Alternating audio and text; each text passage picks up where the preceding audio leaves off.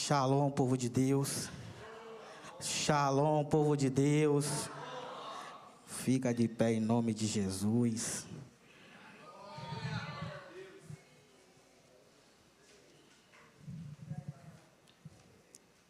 Tudo bem? Preparado? Coração firme? Amém. Hoje é culto de fé. Abra vossas Bíblias. Atos dos Apóstolos, capítulo 3.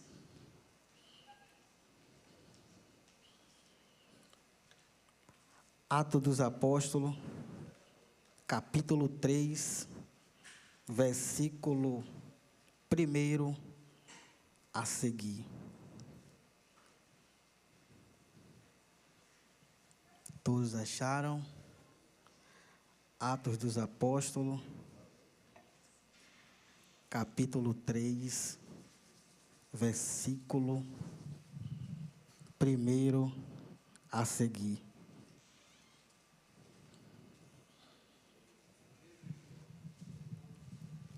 Leitura da mensagem.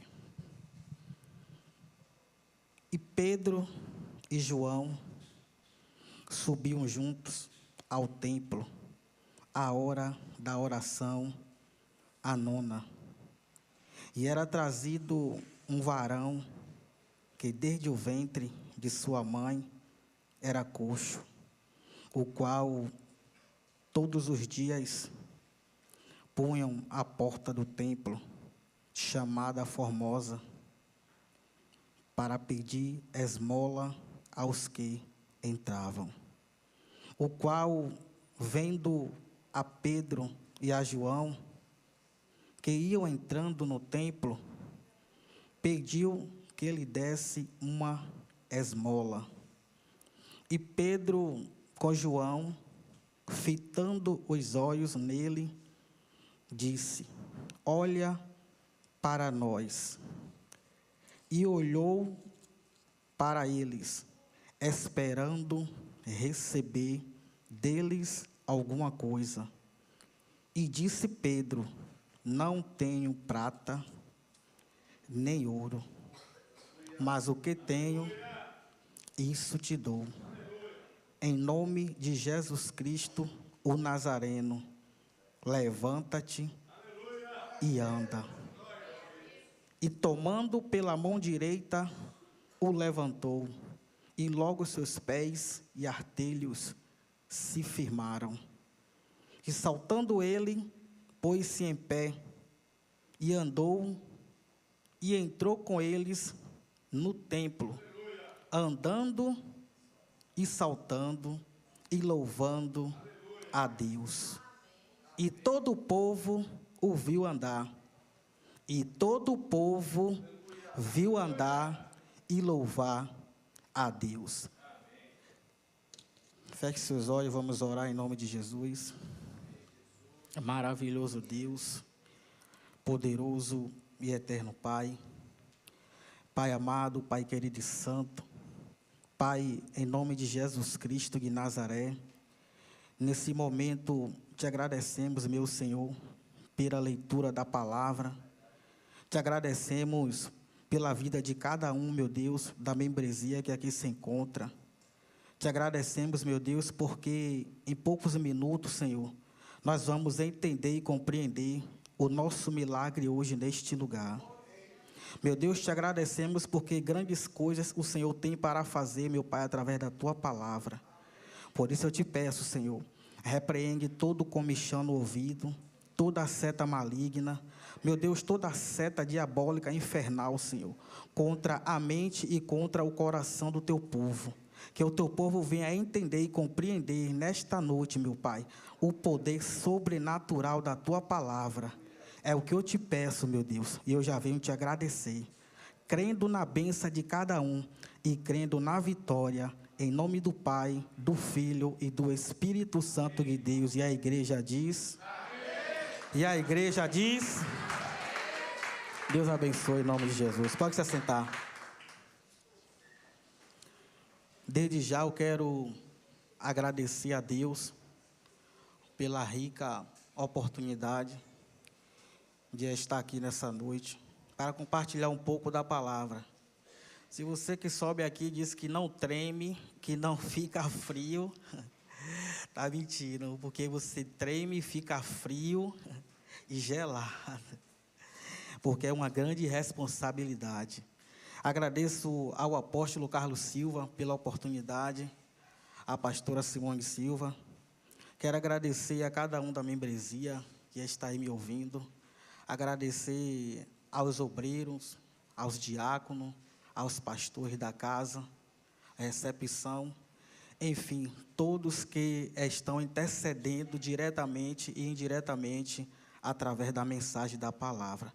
Quero agradecer também a minha família pelas orações, pelo envio de estar aqui hoje, fazendo uso da exposição da palavra. Amém, irmãos? Amém. Vamos para cima em nome de Jesus. Esta é uma palavra lida e meditada. Eu acredito que todos já ouviram falar nessa mensagem, já leu, já meditou, ou até mesmo já ministrou sobre essa mensagem. Ela é uma mensagem de fácil entendimento, sem arrodeio, sem palavra difícil, sem palavra de efeito moral. É uma palavra que Deus, Ele começa a falar com Pedro e João, não nesse capítulo, mas anterior. No capítulo 1 do livro de Atos dos Apóstolos, Deus ele já começa a separar os apóstolos para uma missão muito forte e árdua. Então, no capítulo 1, quando Deus ele separa para apóstolo, para falar da palavra, haja vista que tem alguém em Atos capítulo 1 que não vai dar crédito, não vai dar atenção ao chamado. Eu acredito que vocês conhecem o nome deles como Judas, que Deus ele separou, chamou, mas não deu crédito o chamado e veio a falecer, perder sua vida, porque não deu crédito ao chamado. Aqui começa a grande responsabilidade de você servir a Deus, você tendo óleo ou você não tendo. Vou repetir. Aqui começa a grande responsabilidade de você servir a Deus, tendo óleo ou você não tem. Porque Judas, ele foi separado, mas ele não deu crédito e não deu valor ao chamado. E quem não dá crédito e nem dá valor ao chamado, sinto muito lhe dizer, mas é a pura verdade, você morre. No capítulo 1, todos olham e observam que quando Judas tem um chamado, é muito bom, você se alegra, você busca a Deus. E quando chega no capítulo 2, algo interessante acontece, que desde Joel, no capítulo 2, a igreja já tinha uma promessa. A promessa da igreja, a promessa era para você ficar em Jerusalém, para até do alto você ser revestido de poder. E essa promessa de Joel, capítulo 2, ela vem se cumprir aqui na frente em Atos, capítulo 2, onde todos estão reunidos e vem um vento sobrenatural. E a Bíblia diz que aquele vento encheu toda a casa. Quando fala que aquele vento, ele encheu toda a casa, todos ali foram cheios e batizados com o Espírito Santo. Então, quando Deus, aqui você já pega essa chave, quando Deus ele faz uma promessa, a promessa pode demorar, mas chega uma hora que ela vai se cumprir. Quando Deus ele faz um chamado, ele faz uma promessa. Aqui você pega, a promessa pode demorar, mas vai chegar uma hora que ela vai se cumprir. Porque Deus, ele não é homem para que minta, e nem filho do homem para que se arrependa. Se ele promete, ele vai fazer. Se ele promete, ele faz. É diferente do homem que ele pode cumprir e não fazer. É diferente do homem que ele pode prometer e não dar. Deus não é de carne, Deus é espiritual. Se ele promete, ele cumpre. Então aqui começa a trajetória da igreja. Quando começa a trajetória da igreja, Jesus Cristo está forjando os apóstolos para passar por uma missão muito difícil. Por quê? Porque os apóstolos eles passaram por diversas coisas e eles não negaram a fé. Aqui você precisa entender e ver que Deus ele levanta a igreja primitiva com 4 pilares. Eu disse que Deus levanta a igreja primitiva com quantos pilares? Quantos pilares? O primeiro pilar da igreja primitiva é a doutrina. A doutrina é para você ficar dentro da igreja e não fazer o que você quer. É para você seguir a doutrina. A primeira doutrina é os 4 pilares. Então, os 4 pilares, primeiro vem a doutrina da palavra. A segunda doutrina é a comunhão. Então, você tem que ter comunhão não só entre os irmãos e principalmente com a liderança. Aqui já começa a estreitar, não só para os membros, mas também como os apóstolos que servem a Cristo, quem tem liderança, quem não tem liderança, quem tem óleo, quem não tem óleo. Aqui começam os 4 pilares. E o terceiro pilar é a oração. A igreja primitiva, ela era sustentada na base da oração. Então, tudo aquilo que você sustenta na base da oração, Satanás se levanta, inferno se levanta, principado se levanta, potestade se levanta, mas se você está firme no poder da oração,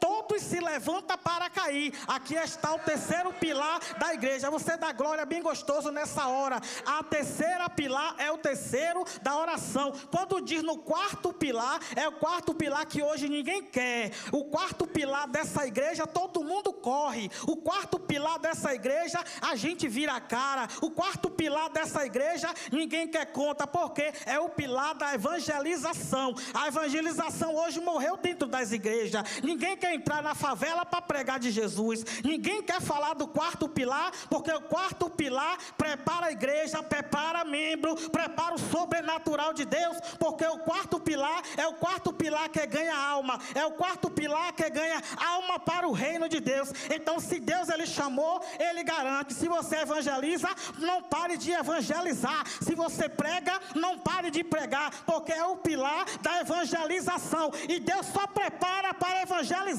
e para pregar aquele que ele confiou na palavra. Se ele confiou na palavra, dá um glória a Deus e exalta, porque a obra de Deus está em sua vida.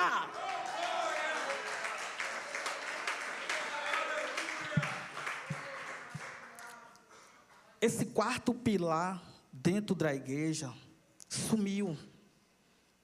Não sumiu na maioria das vezes porque aí você não quer. Sumiu porque Satanás ele roubou o desejo que você tinha. Quando eu falo do pilar da evangelização, eu também trago para a minha vida pessoal, pelo chamado que eu tenho. Porque eu evangelizava muito.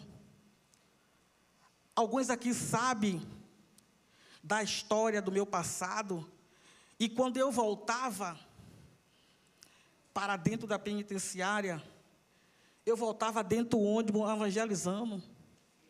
Deus me dava sabedoria e eu ficava na porta do fundo do ônibus assim, ó, com um folheto na mão. Todos que passavam eu dava um folheto. Todos que ia descer eu dava um folheto. Todos que desciam eu dava um folheto. E aquilo ali eu peguei gosto pelaquela obra e eu comecei a evangelizar. Pregava nos pontos de ônibus. Pregava na frente do shopping. Por quê? Porque eu entendi o chamado. Você tem que entender o chamado. O chamado não é para quem quer. O chamado não é para quem deseja. Porque ninguém aqui, se for colocar, quer esse chamado e deseja esse chamado. Porque sabe que a obra é árdua. O chamado é para você que está aí sentado, que ele olhou, ninguém aceitou e ele achou graça. Vou repetir, o chamado é para você que está aí sentado. Ninguém deu crédito e ninguém deu valor. Ele olhou e achou graça. E derramou sobre a sua vida o óleo e o poder e a graça. Porque quando ele chama a igreja, ele deixa claro, em Mateus capítulo 16, versículo 18, pois eu te digo que tu és Pedro, e sobre esta pedra eu edificarei a minha igreja, e as portas do inferno não vai prevalecer contra ela. Se você tem chamado, as portas do inferno não pode prevalecer contra a sua vida. Porque você tem chamado.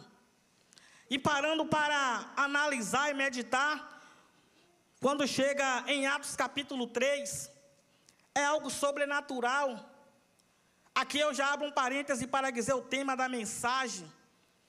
Acesso negado à espera de um milagre.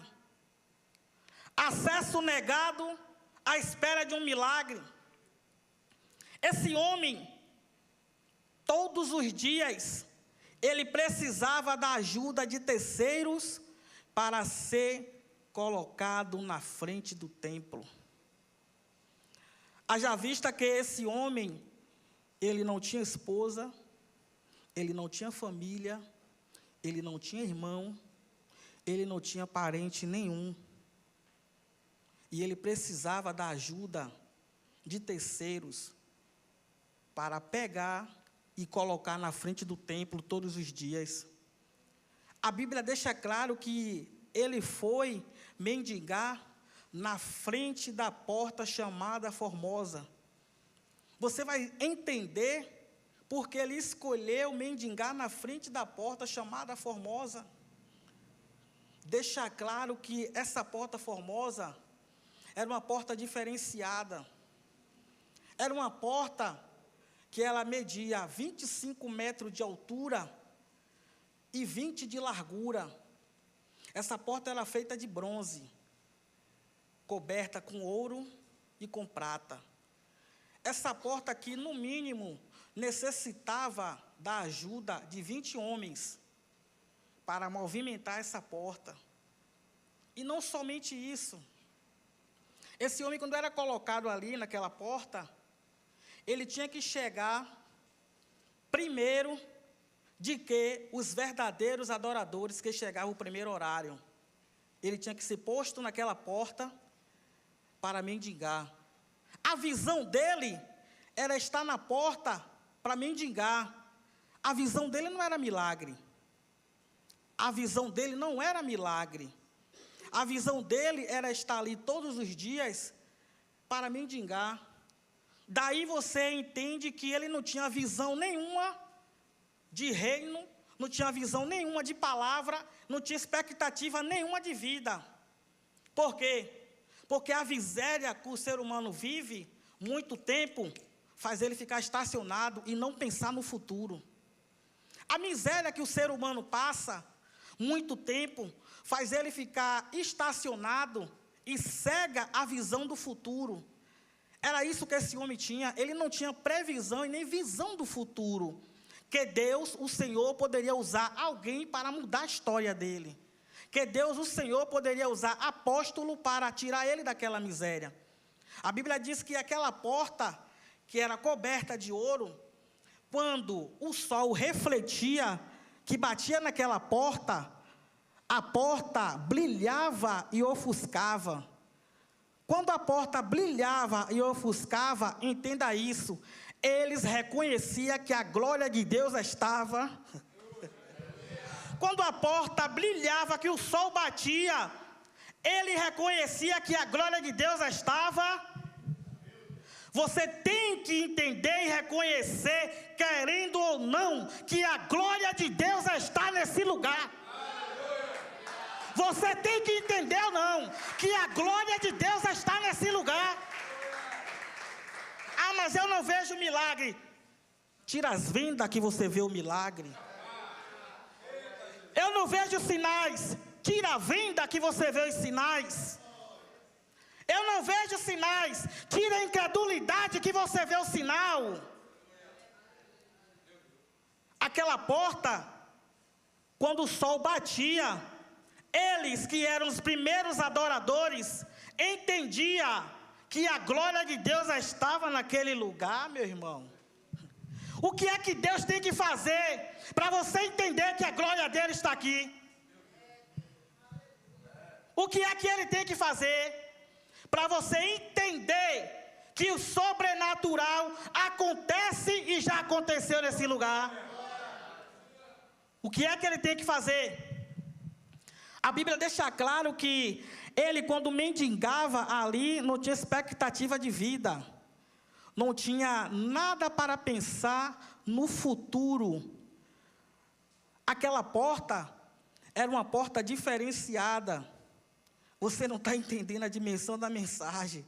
Essa porta É uma porta diferenciada, meu filho.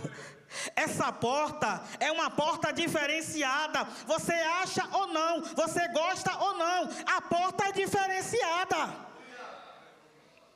E ele escolheu justamente aquele lugar para mendigar, para ficar ali.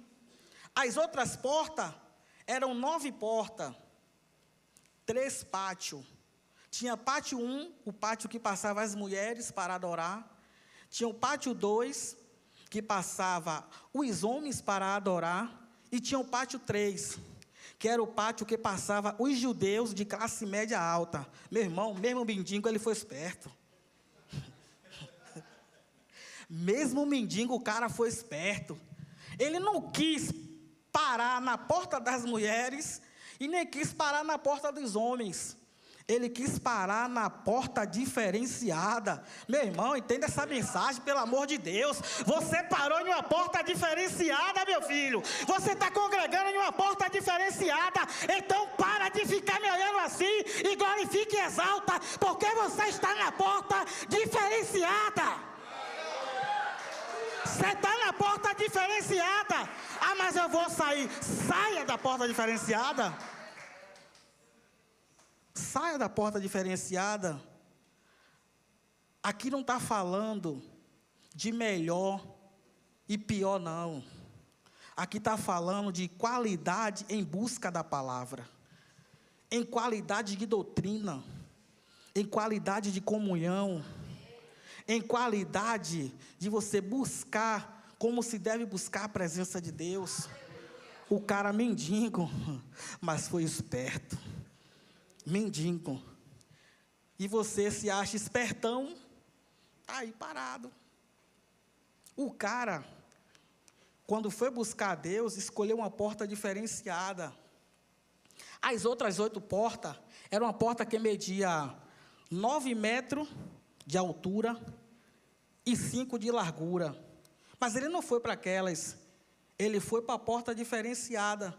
E eu comecei a estudar e analisar sobre essa mensagem, porque o acesso dele era negado. Ele não poderia ter acesso para entrar para adorar como você tem. Ele não poderia ter acesso, entrar para adorar como eu e você está aqui hoje adorando, porque simplesmente ele era coxo. Simplesmente ele era coxo. Ele ficava do lado de fora. Ele ficava na porta e não podia adentrar.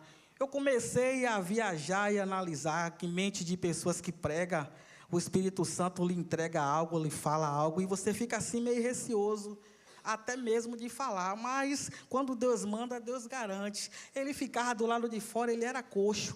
Eu comecei a analisar e entender que lá fora, você sendo coxo, você não conquista nada. E aqui dentro, você sendo coxo, você não avança.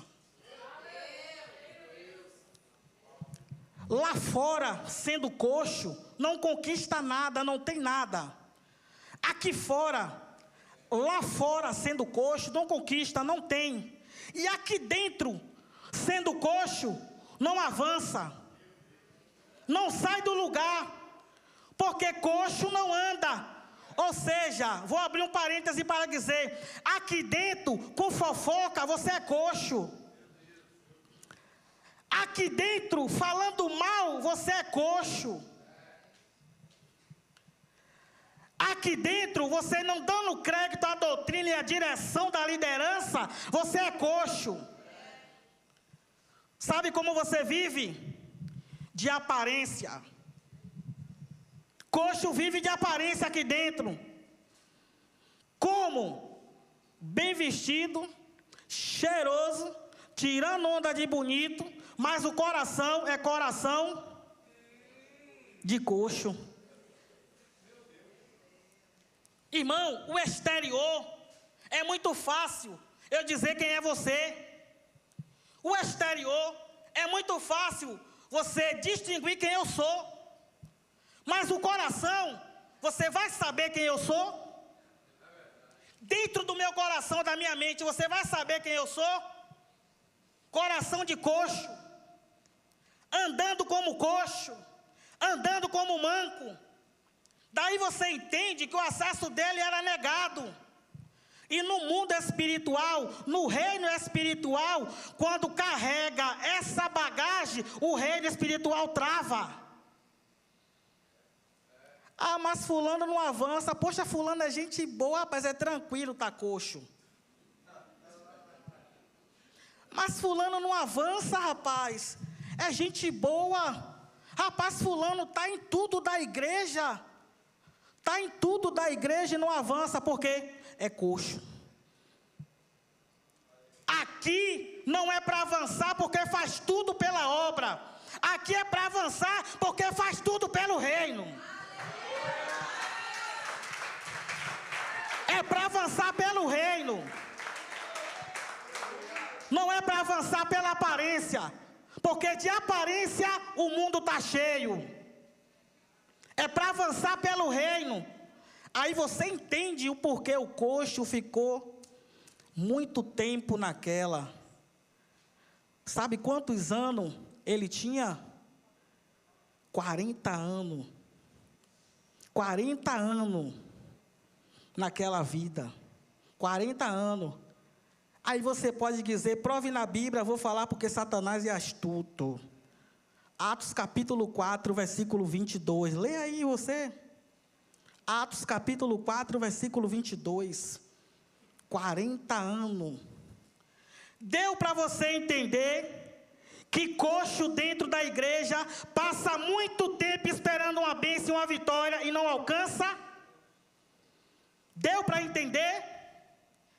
Ele estava do lado de fora à espera de um milagre.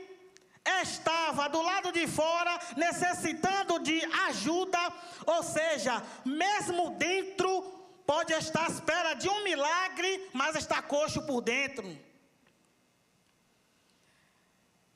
É terrível essa mensagem, porque Deus, Ele garante, quando Ele chama você para falar umas verdades que só Ele pode assinar embaixo. Talvez tem gente aí embaixo que Deus tem chamado, e da mensagem dura, você fica retrucando, se escondendo para não falar o que Deus lhe botou no seu coração. Mas você tem que entender que aqui você não tem amigo, entre aspas. Aqui é a palavra do reino. Doa em quem doer. Aqui é a palavra da verdade. É para se consertar na palavra. Não tem amigos. Eu lembro que eu já contei esse testemunho quando eu estava privado da liberdade, porque tem palavra que é pesada, né? Privado da liberdade, aí vocês vão entender. E toda segunda-feira, eu pregava para 700 homens. Toda segunda-feira eu pregava para 700 homens. E os homens, não agravando, estavam todos sentados, me olhando, cada um com a lata de facão até aqui, ó. E a faca até aqui. Os homens andavam, você vê a camisa fazer assim, ó. E não é história de carochinha não, irmão. Procura saber lá dentro, porque você era um pouco simples, se eu não falava do mesmo jeito que eu estou falando aqui. Ao ponto de, quando acabar o culto, um deles me chamar com mais de 300 homens e dizer, no dia que você sair da igreja, eu me furo todo. Aí eu disse, por quê? Porque do jeito que você prega afrontando. Só é afrontando. É libertação da palavra. Não é afrontando. É libertação da palavra. Ou você exerce o chamado, ou você não exerce. Faz igual a Judas. Não exerce e morre. É melhor do que viver aqui dentro coxo de aparência. Esperando o milagre não acontece. Você vê fulano romper, você vê ciclano romper, e você não sai do lugar. Você não sai do lugar. E aqui eu separei algumas coisas para informar. A vida de oração sustenta o ministério. A vida de oração sustenta o ministério. Como você vai sustentar o seu ministério se você não ora? Pedro e João, estava subindo para o templo na hora nona da oração, 3 horas da tarde. Eles estavam subindo para a hora da oração. Ou seja, igual tem aqui, toda quarta-feira, círculo de oração, a mesma coisa. A mesma coisa. Eles estavam indo para o círculo de oração, buscar a presença de Deus, sustentando o ministério na oração. Como é que você está sustentando o seu ministério? Está sustentando o ministério na oração? Ou está sustentando o ministério na aparência? Porque sustentar na oração é difícil. Por que é difícil? Quanto mais você ora, Satanás se levanta. Quanto mais você busca, Satanás se levanta. Por quê? Ministério de oração. Ministério de oração. Ou busca para sustentar o ministério, ou não busca, vive de aparência, vai ficar igual o povo no deserto, rodando, rodando, rodando e não sai do lugar, rodando, rodando, você não entendeu, rodando, rodando e não sai do lugar. A palavra está sendo pregada e está sendo doutrinada, você não ouve e fica rodando, rodando e não sai do lugar, rodando, rodando e não sai do lugar. A liderança chama, a liderança fala, entra em um ouvido e sai no outro, e você fica como? Rodando, rodando e não sai do lugar, entende? Rodando, rodando e não sai do lugar. Por quê? Porque é rebelde, calça curta e não ouve a palavra. É mais ou menos assim.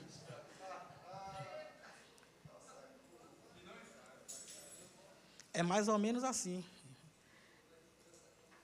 Quem sabe você esperava uma mensagem para você dizer, rapaz, eita glória, eita,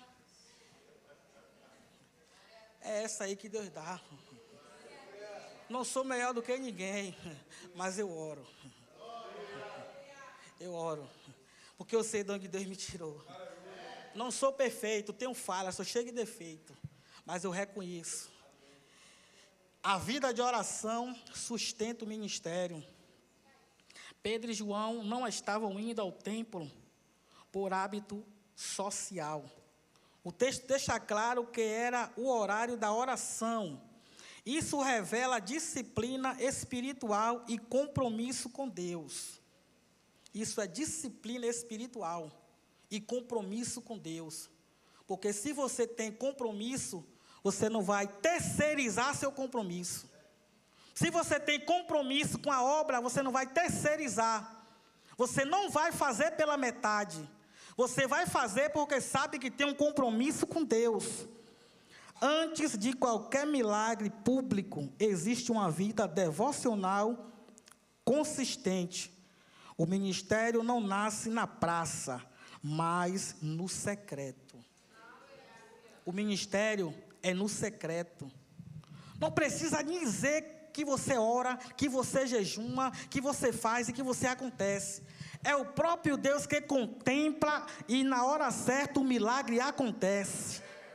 Não precisa dizer que prega, não precisa dizer que canta, não precisa chegar mostradinho, porque aqui tem profeta para saber quem é mostradinho e quem anda se escondendo, porque na hora certa Deus revela e Deus fala. Não precisa. Aqui fica evidente que a autoridade espiritual não surge no improviso. Homens que caminham com Deus aprendem a discernir o tempo e o propósito. Deu para entender? Eles sobem ao templo porque entendem que a comunhão com Deus é prioridade. Não há pressa maior do que estar na presença do Senhor. Eles entendem que a pressa é para estar aqui. A pressa é para ter comunhão. A pressa é para buscar. Eles entendem tudo isso. Tanto que, quando eles fazem esse milagre, eles depois vão para a praça fazer um discurso e dizer que quem fez aquele milagre não foi eles. Foi Jesus que operou através da vida deles. Ao contrário de alguns, que o milagre acontece, em vez de dar honra e glória para o Senhor Jesus, acha que foi Ele. Acha que foi Ele. Não foi. Ai de mim e de você, que querer tomar ou roubar a glória de Deus. Ai de mim e de você. Você tem que ser grato. Tem que ser grato ao milagre. 2. Necessidades humanas estão à porta da religião. O homem estava todos os dias à porta do templo, próximo do lugar de culto, mas distante da restauração. Isso aqui acaba com a gente, irmão. Ele estava todos os dias ele estava ali na porta. Será que dá para você entender? Todos os dias que ele estava ali na porta, mas ele estava longe da restauração. Sinto muito lhe dizer, a gente pode estar aqui todos os dias, mas se você não tiver restaurado, a sua vinda terça não vale, a sua vinda quarta não vale, a sua vinda quinta não vale, a sua subida sexta para o monte também não vale, a sua vinda domingo também não vale, porque terça tem que estar restaurado, quarta tem que estar restaurado, quinta tem que estar restaurado, domingo tem que estar restaurado, tem que estar sempre restaurado para adorar e glorificar aquele que tudo pode. É em vão. Todos os dias ele estava lá, todos os dias,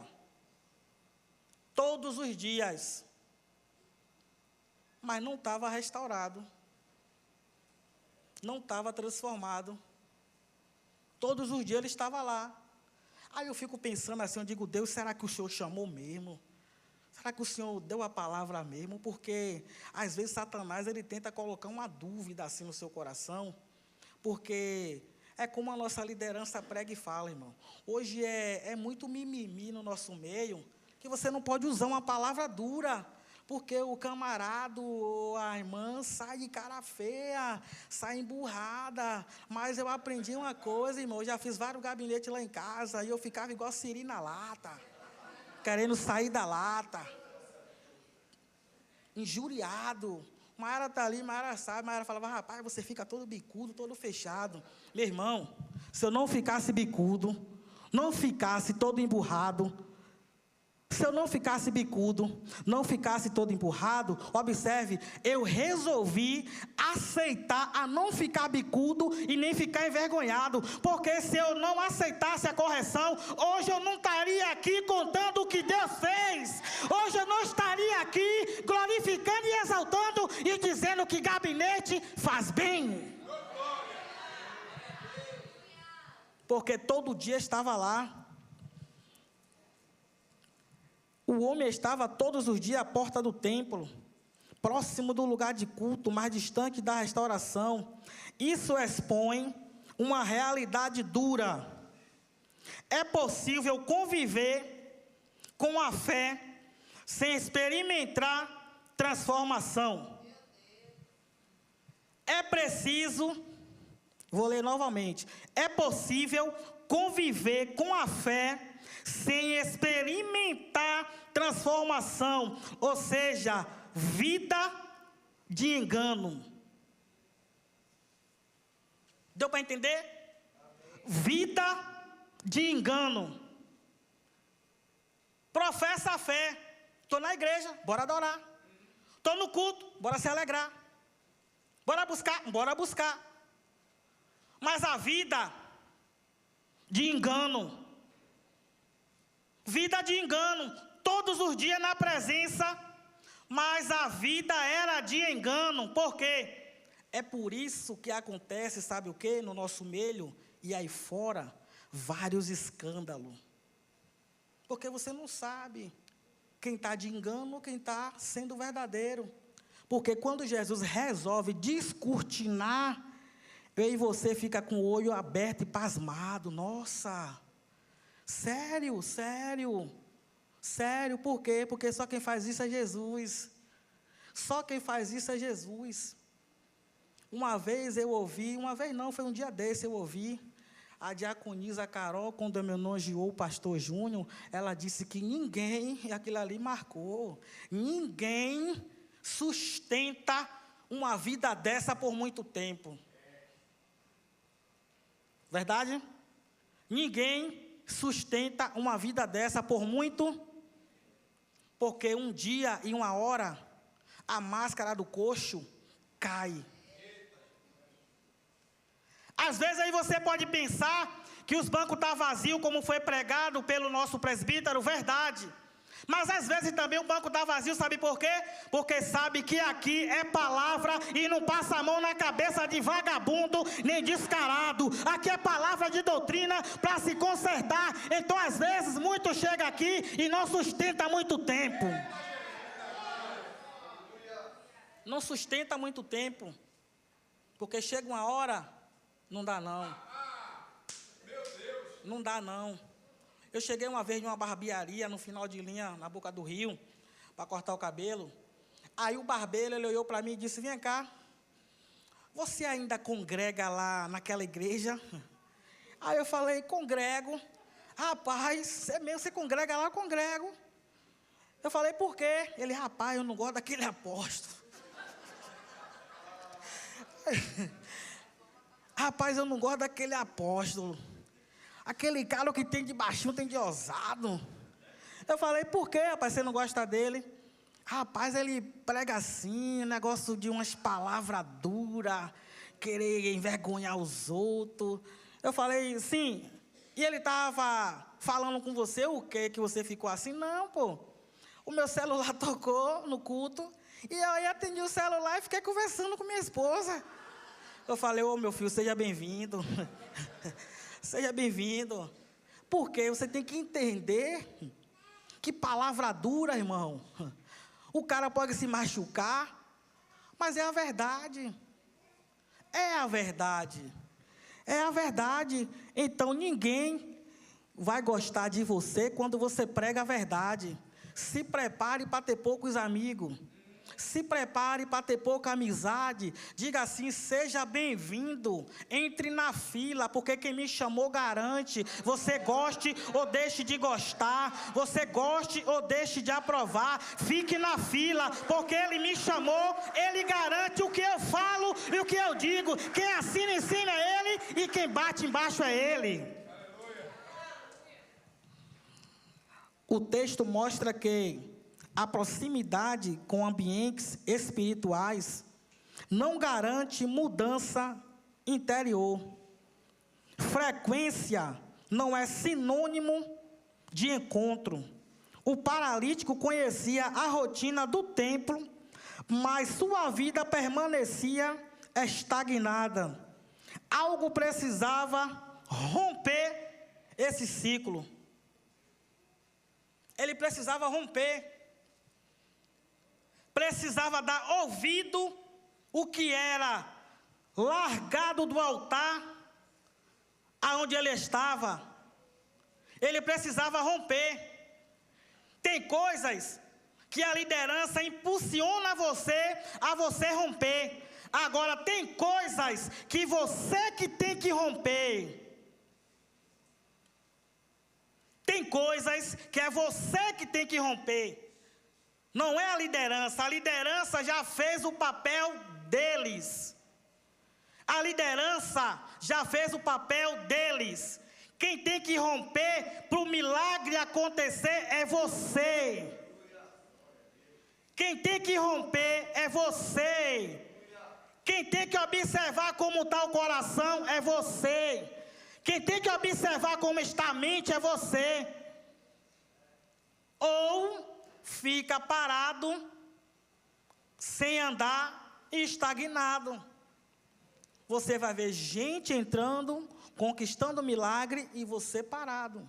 Você vai ver gente entrando, conquistando milagre e você parado.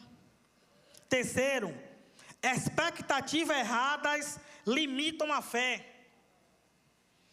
expectativa errada, a sua fé vai por água abaixo. Porque você bota expectativa em algo, e se você se frustrar, sua fé se abate. É para isso que existe direção e liderança, para você não se frustrar na sua fé. Pedro e João, quando subia com foco. Pedro e João subia com foco na oração. Para quê? Para não ficar frustrado. A oração faz com que você não venha ficar frustrado. Quando chega perto, ele pede uma esmola. Pedro e João olham para ele e dizem: eu não tenho prata e eu não tenho ouro, mas o que eu tenho, entenda isso aqui. Ele disse: o que eu tenho, você tem o que para dar? Você tem o que para dar? Você tem o que para dar? Qual é a palavra que você tem para dar quando alguém lhe parar na rua e pedir uma palavra? Vou abrir um parêntese, você vai dar o quê? Se você estiver cheio de fofoca, de engano, de malícia, de maledicência, porque não está escape. No mundo de hoje, todos reconhecem quem é homem de Deus e quem é mulher de Deus. E pode parar você e ele pedir uma palavra.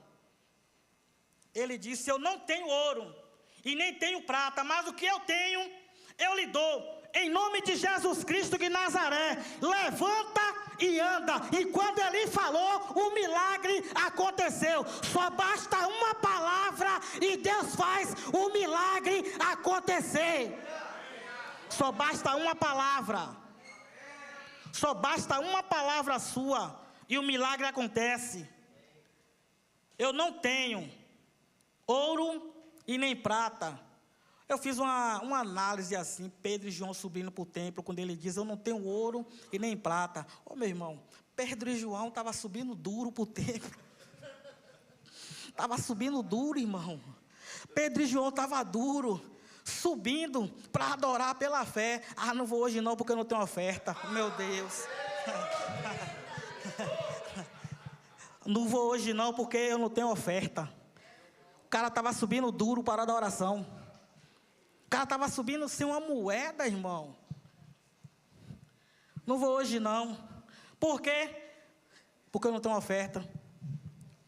Meu irmão, se você não tem oferta, o dono da oferta abre porta para você ofertar. Se você não tem dízimo, o dono do dízimo vai abrir porta para você dizimar. Os caras estavam subindo, meu irmão, na fé e na coragem.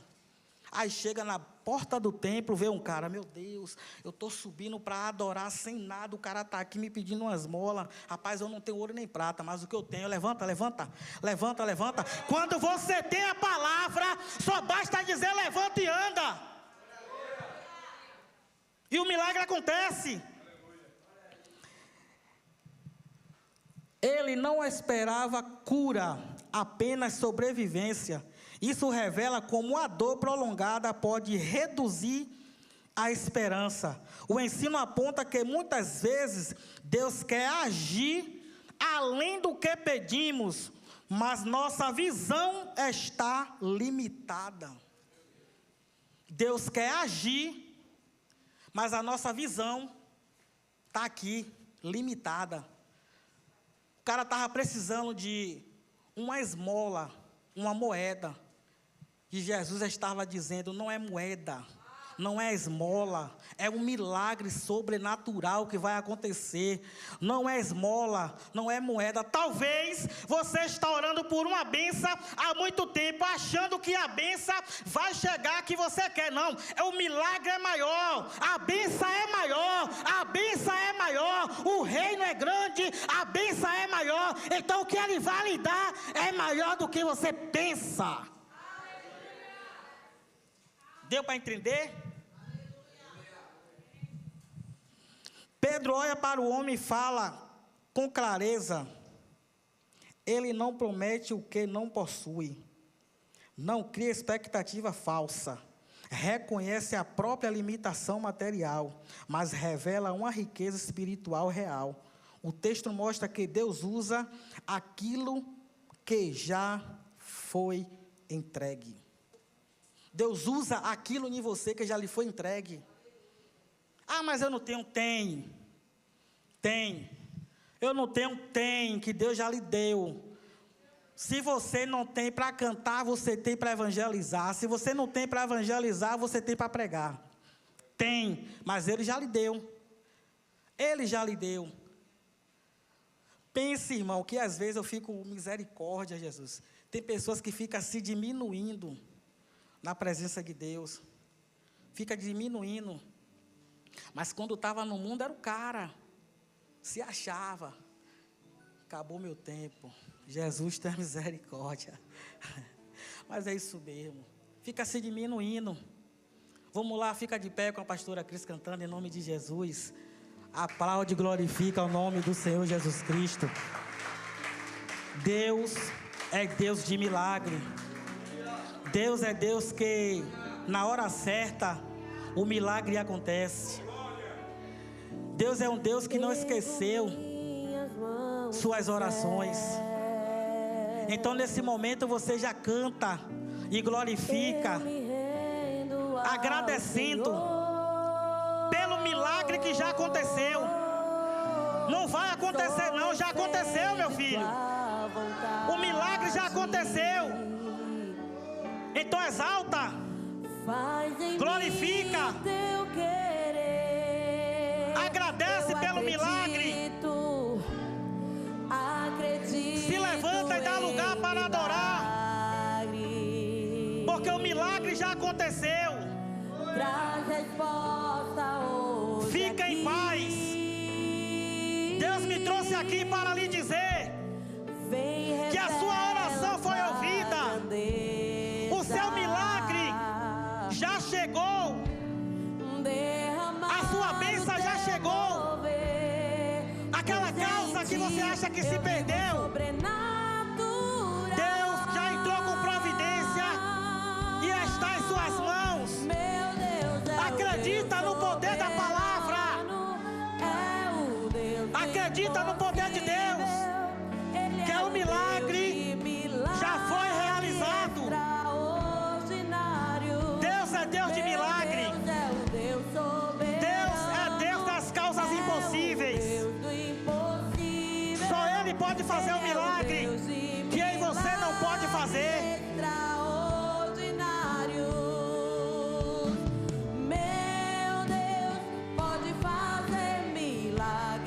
Deus pode fazer acontecer.